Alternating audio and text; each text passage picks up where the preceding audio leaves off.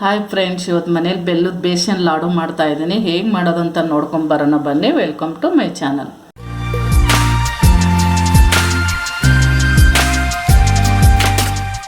ಒಂದು ಕಪ್ಪು ಕಡಲೆಬೇಳೆ ತೊಗೊಂಡಿದ್ದೀನಿ.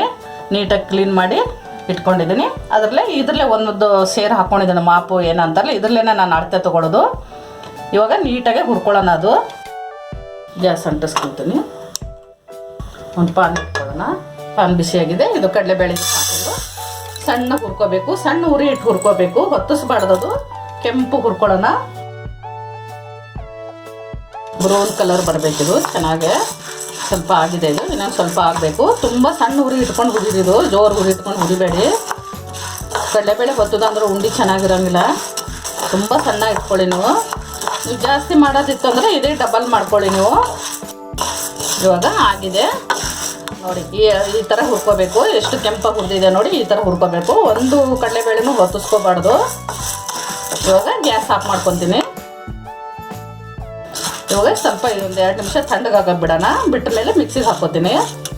ಇದು ಬೇಳೆ ಇವಾಗ ಫುಲ್ಲು ತಣ್ಣಗಾಗಿದೆ. ಮುಟ್ಟು ನೋಡಿದ್ರೇ ಗೊತ್ತಾಗುತ್ತೆ. ಇವಾಗ ಮಿಕ್ಸಿಗೆ ಹಾಕಿ ರುಬ್ಕೊಂಬರ್ತೀನಿ.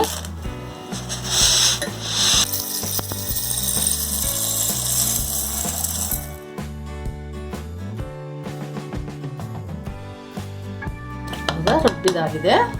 ತುಂಬ ಸಣ್ಣ ರುಬ್ಬೇಕಿದು, ಜಾಸ್ತಿ ದಪ್ಪ ರುಬ್ಬಾರ್ದು. ಈ ಅಳತೆ ರುಬ್ಬಬೇಕು.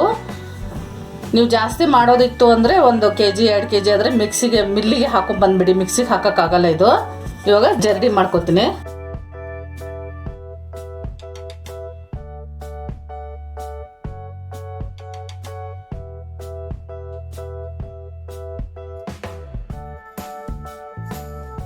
ರೆಡಿ ಮಾಡ್ಕೊಂಡಿದ್ದಾಗಿದೆ. ಸಣ್ಣ ಉರಿ ಇಟ್ಕೋಬೇಕು. ಒಂದು ಸ್ವಲ್ಪ ಹುರಿಬೇಕಿದ್ದು ಹಿಟ್ಟು. ಮೊದಲಿಗೆ ನಾವು ಕಡಲೆಬೇಳೆ ಎಲ್ಲ ಚೆನ್ನಾಗಿ ಹುರ್ಕೊಂಡಿದ್ದೇವಲ್ವ, ಇನ್ನೊಂದು ಸ್ವಲ್ಪ ಹುರ್ಕೋಬೇಕಿದೆ ಅಷ್ಟೇ. ತುಂಬ ಸಣ್ಣ ಉರಿ ಇಟ್ಕೊಳ್ಳಿ, ಜೋರು ಉರಿ ಇಟ್ಕೊಳಕ್ಕೆ ಹೋಗಬೇಡಿ.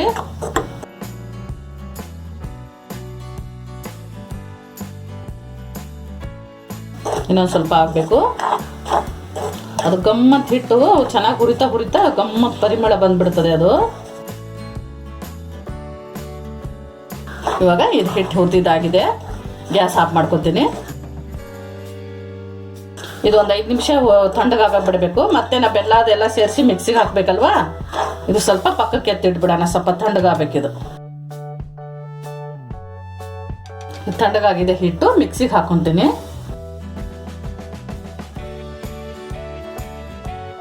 1 ಕಪ್ ಬೇಳೆ ತೊಗೊಂಡಿದ್ದೆ, 1/4 kg. 1 ಕಪ್ಪು ಬೆಲ್ಲ ತೊಗೊಂಡಿದ್ದೀನಿ. ನಾ ಬೆಲ್ಲದ ಬೇಸನ್ ಲಾಡು ಮಾಡ್ತಾ ಇರೋದು. ಇವಾಗ ಇದು ಜಾಸ್ತಿ ಸ್ವೀಟ್ ಇದೆ ಬೆಲ್ಲ. ನೀವು ಬೇಕಾದರೆ ಇದಕ್ಕಿನ್ನೂ ಕಮ್ಮಿ ಮಾಡ್ಕೋಬೇಕು. ಜಾಸ್ತಿ ಸ್ವೀಟ್ ಆಗಂಗಿತ್ತಂದ್ರೆ ಒಂದು 50 ಗ್ರಾಮ್ ಕಮ್ಮಿ ಮಾಡ್ಕೋಬೋದು. ಅದರ ಅಳತೆ ಕರೆಕ್ಟಾಗಿ ತೊಗೊಂಡಿದ್ದೆ ನಾನು. ಇವಾಗ ಇದಕ್ಕೆ ಬೆಲ್ಲ ಹಾಕೊತೀನಿ. ಬೆಲ್ಲ ಮಾತ್ರ ಹೆಚ್ಚು ಕಡಿಮೆ ಮಾಡ್ಕೋಬೋದು ನೀವು. ಜಾಸ್ತಿ ಸ್ವೀಟ್ ತಿನ್ನಂಗಿದ್ದರೆ ಸ್ವೀಟ್ ಕರೆಕ್ಟಾಗಿ ಹಾಕ್ಕೊಳ್ಳಿ. ಕಮ್ಮಿ ಇತ್ತಂದರೆ ಒಂದು ಸ್ವಲ್ಪ ತಕ್ಕೋಬೋದು. ಮಿಕ್ಸಿಗೆ ಒಂದು ಸ್ವಲ್ಪ ರುಬ್ಕೊಂಬರ್ತೀನಿ. ರುಬ್ಬಿದಾಗಿದೆ. ಬೆಲ್ಲ ಅದೆಲ್ಲ ಫುಲ್ ಮಿಕ್ಸ್ ಆಗಿಬಿಟ್ಟಿದೆ ಇದರಲ್ಲಿ. ಇವಾಗ ಬುಟ್ಟಿಗೆ ಹಾಕ್ಕೊತೀನಿ. ಇದು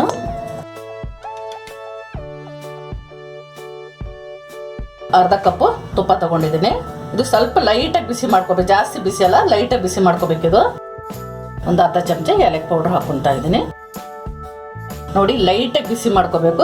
ಬೆಚ್ಚಗಿರ್ಬೇಕು. ಅದು ಊರು ಬೆಚ್ಚಗಂತಾರಲ್ಲ, ಆ ಥರ ಮಾಡ್ಕೊಂಡಿದ್ದೀನಿ. ಬಿಸಿ ಜಾಸ್ತಿ ಮಾಡ್ಕೊಳಕ್ಕೆ ಹೋದರೆ ಏನಾಗುತ್ತೆ, ಬೆಲ್ಲ ಹಾಕಿದ್ದೇವಲ್ಲ ಅದು ಪಾಕ ಆಗ್ಬಿಡ್ತದೆ ಅಷ್ಟೇ. ಸ್ವಲ್ಪ ಚೆನ್ನಾಗಿ ಮಿಕ್ಸ್ ಮಾಡಿಕೊಂಡು ಸ್ವಲ್ಪ ತುಪ್ಪ ಹಾಕ್ಕೋಬೇಕು.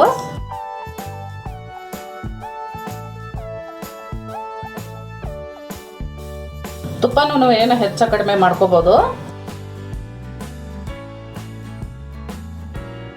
ನಾನು ಅರ್ಧ ಕಪ್ಪು ತುಪ್ಪ ತೊಗೊಂಡಿದ್ದೆ. ನೀವು ಬೇಕಾದರೆ 1/4 ಕಪ್ ತೊಗೋಬೋದು. ಇಲ್ಲಾಂದ್ರೆ ವನಸ್ಪತಿ ಹಾಕೋಬೋದು. ತುಪ್ಪ ಹಾಕೊಂಡು ಮಾಡೋದ್ರಿಂದ ತುಂಬ ಚೆನ್ನಾಗಿರ್ತದೆ ಇದು.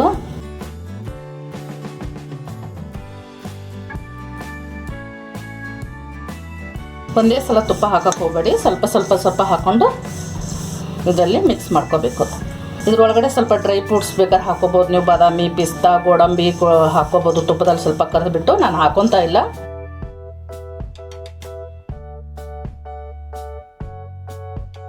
ಇದನ್ನು ಎಲ್ಲನೂ ಹಾಕೊಂಡ್ಬಿಡ್ತೇನೆ.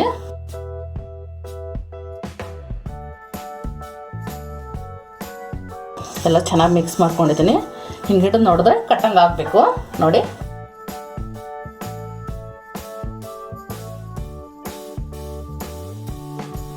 ಇವಾಗ ಉಂಡೆ ಕಟ್ಕೊಂಡು ನಿಮ್ಗೆ ಯಾವ ಸೈಜ್ ಬೇಕೋ ಆ ಸೈಜ್ ಸ್ವಲ್ಪ ನೀವು ಲಕ್ಷ್ಮಿ ಕೂಡ್ಸೋದಿದ್ರೆ, ಗಣೇಶ ಕೂಡ್ಸೋದಿದ್ರೆ ದೊಡ್ಡ ದೊಡ್ಡ ಕಟ್ಕೊಳ್ಳಿ. ಗಣೇಶ ಮುಂದೆ, ಲಕ್ಷ್ಮಿ ಮುಂದೆ ಇಡಕ್ಕೆ ತುಂಬ ಚೆನ್ನಾಗಿರ್ತದೆ ಉಂಡೆ. ನಾನು ಯಾವಾಗಲೂ ತುಂಬ ದಪ್ಪ ದಪ್ಪನೇ ಕಟ್ಕೊಳ್ಳೋದು. ನಿಮ್ಗೊಂದು ದೊಡ್ಡ ಉಂಡೆ ಕಟ್ಟಿ ತೋರಿಸ್ತೀನಿ ನಿಮಗೆ ಫಸ್ಟಿಗೆ. ಅದೇ ಲಕ್ಷ್ಮಿ ಮುಂದೆ ಇಡಬೇಕಂದ್ರೆ ನೀವು ಯಾವ ಥರ ಉಂಡೆ ಮಾಡ್ಕೊಬೇಕಂತ ನಿಮ್ಗೆ ಹೇಳ್ತಾ ಇದ್ದೀನಿ ನೋಡಿ. ಈ ಹೇಳತ್ತೆ ಮಾಡ್ಕೋಬೇಕು, ದಪ್ಪ ದಪ್ಪ ದಪ್ಪ. ನೋಡೋಕೆ ತುಂಬ ಚೆನ್ನಾಗಿರುತ್ತೆ ಈ ಉಂಡೆ, ತಿನ್ನೋಕ್ಕೂ ಅಷ್ಟು ರುಚಿಯಾಗಿರುತ್ತೆ. ಯಾಕಂದರೆ ಕಡಲೆಬೇಳೆ, ಏಲಕ್ಕಿ, ಬೆಲ್ಲ ಎಲ್ಲ ಹಾಕಿರ್ತೀವಲ್ಲ, ತುಪ್ಪ. ಅದು ಇದೇ ಥರ ಇನ್ನೊಂದು ಉಂಡೆ ಕಟ್ಟಿ ತೋರಿಸ್ತೀನಿ ನಿಮಗೆ.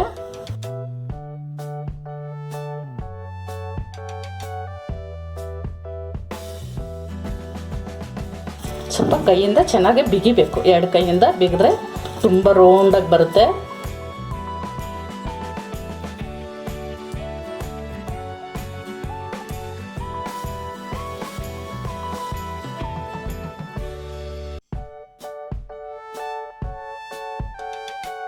ಎಲ್ಲ ಮಾಡ್ಕೊಂಡಿದ್ದಾಗಿದೆ. ಒಂದು ಸರ್ವಿಂಗ್ ಪ್ಲೇಟಿಗೆ ಇಡೋಣ.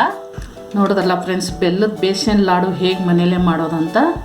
ಆರೋಗ್ಯಕ್ಕೂ ತುಂಬ ಒಳ್ಳೆಯದು. ತುಪ್ಪ, ಕಡಲೆಬೇಳೆ, ಬೆಲ್ಲ ಎಲ್ಲ ಹಾಕಿ ಮಾಡಿದ್ದೇವೆ. ದೊಡ್ಡವ್ರು ಚಿಕ್ಕವರು ತಿನ್ಬೋದು. ನೀವು ಲಕ್ಷ್ಮಿ ಗಣೇಶ ಕೂಡ್ಸೋರು ಇದ್ರೂ ಈ ಥರ ದಪ್ಪ ದಪ್ಪ ಲಾಡು ಮಾಡಿ ದೇವ್ರ ಮುಂದೆ ಇಡ್ಬೋದು. ಈ ರೆಸಿಪಿ ನಿಮ್ಗೆ ಇಷ್ಟ ಆಗಿದೆ ಅಂದ್ಕೊತೀನಿ. ಇಷ್ಟ ಆಗಿದ್ರೆ ಲೈಕ್ ಮಾಡಿ, ಶೇರ್ ಮಾಡಿ, ನಮ್ಮ ಚಾನಲ್ಗೆ ಸಬ್ಸ್ಕ್ರೈಬ್ ಮಾಡಿ, ಪಕ್ಕದಲ್ಲಿರೋ ಬೆಲ್ ಐಕನ್ ಪ್ರೆಸ್ ಮಾಡಿ.